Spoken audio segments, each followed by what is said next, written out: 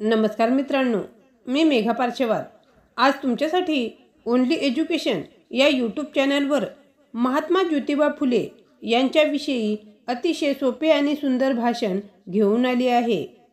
ज्ञानाचा दीप त्यांनी पेटविले, समतेचा मार्ग त्यांनी दाखविले, प्रत्येकाला शिक्षण मिळावे म्हणून जीवन त्यांनी राष्ट्राला अर्पण केले, जीवन त्यांनी राष्ट्राला अर्पण केले। आदरणीय उपस्थित मान्यवर, शिक्षक वृंद आणि माझ्या प्रिय मित्र आणि मैत्रिणींनो, महात्मा फुले यांचे कार्य म्हणजे शिक्षण क्षेत्रातील एक क्रांती। त्यांनी शिक्षणाला जात, लिंग, अहंकार यांच्या साखळदंडातून मुक्त केले।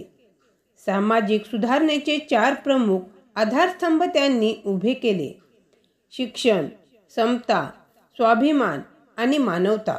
या समाजातील दुर्बल घटकांना त्यांनी आवाज दिला।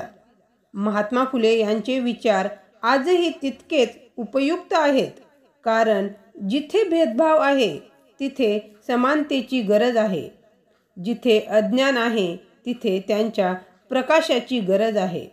मानवतेशिवाय धर्म कशाला? त्यांनी केले कार्य जगात नसावे विसरायला। त्यांच्या आठवणीने उजळतो आज हाच दिवस। पुण्यदिन साजरा करू कृतज्ञतेने, नम्र मनाने। एवढे बोलून मी माझे छोटेसे भाषण संपवते। जय हिंद, जय भारत।